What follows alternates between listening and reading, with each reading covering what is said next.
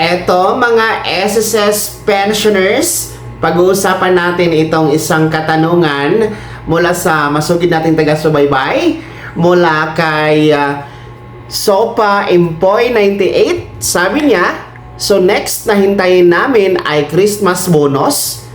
Wala na Easter bonus na magaganap. Well, yan ang ating pag-uusapan at bigyan natin ng kasagutan nang sa ganon ay maging malinaw po sa inyong lahat, lalong-lalo na sa nagtanong.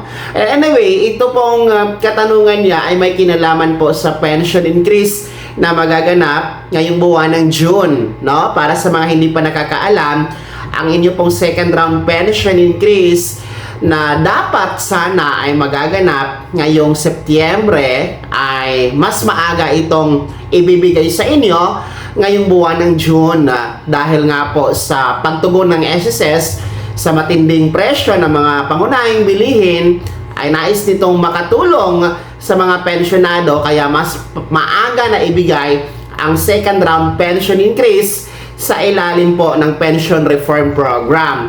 Kaya ang tanong niya, so next na intayin daw ay Christmas bonus? Well, ang kasagutan, oo, no? Yan po ang next ninyong antayin. Kasi wala na nga pong magaganap na pension increase sa buwan ng Setyembre dahil in advance o i-advance ngayong buwan ng June. So ang next ninyo na antayin at legit na darating sa inyo ay ang Christmas bonus. Actually, hindi po Christmas bonus ang termino o tawag dyan, kundi 13th month pension. Kasi ito po ay isang buwan na buo na pensyon na ibibigay sa inyo every December mga kablags. Kasabay ng inyong December pension crediting ay isasabay din po ang inyong 13th month pension na katumbas ng isang buwan na pensyon. Kaya every December ay times 2 ang matatanggap ng lahat ng mga SSS members. So yan po ay isinesagawa at binibigay ni SSS since 1988, itong 13th month pension. So, after this June pension increase na second round ay ang susunod ninyong aantayin ay ang inyong 13th month pension ngayong buwan ng Disyembre, which is December 1 ang schedule para sa mga first batch at December 4 naman ang schedule para sa mga second batch kasabay ng mga nakalamsam na mga pensyonado. Pangalawa na katanungan na ating sasagutin, sabi niya, so wala na Easter bonus na magaganap?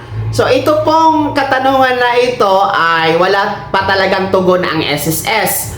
No? Para sa mga nagtatanong kung ano ang status sa Easter emergency bonus, wala pa pong tugon ang SSS. So, bale, ang Easter Emergency Bonus, panawagan kasi ito ng SSS GSIS Pensionado Party List, no, sa representasyon ni Representative Rolando Ledesma Makasait na magpatupad o magbigay ang SSS at GSIS ng Easter Emergency Bonus sa kanilang mga pensionado bilang tugon sa pangangailangan ngayon, no, na mataas talaga ang presyo ng mga bilihin dulot ng pagsipa ng presyo ng langis, no, dahil nga po sa sigalot diyan sa gitnang silangan mga kablags. So hindi naman po daw ito kailangan ng House Bill o Senate Bill at hindi ito kailangan ng approval from Congress, Senado o Malacanang, no?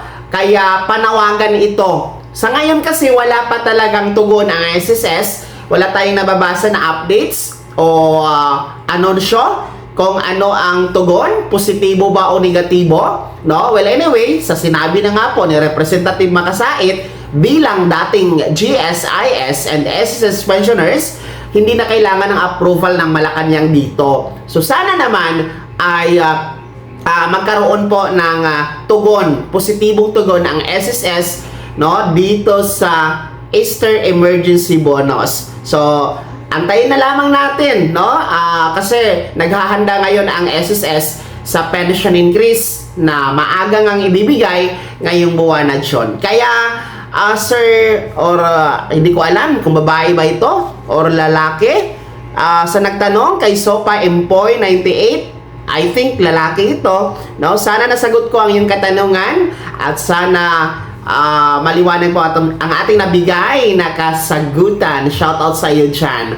Well, mga ka-vlogs, ano po yung komento at reaksyon sa balitang ito, ibahagi niyo po sa comment section na nasa baba. Pakilakip ng buong pangalan at kung taga saan kayo. Kung bago ka pa lang sa akin channel o di kaya di ka pa nakasubscribe, i-click niyo muna ang subscribe button na nasa baba. Huwag kalimutan na pindutin ang notification bell. Ilagay sa all para una ka sa mga balita na i-upload ko. Maraming salamat. God bless. Mag-ingat mga ka-vlogs.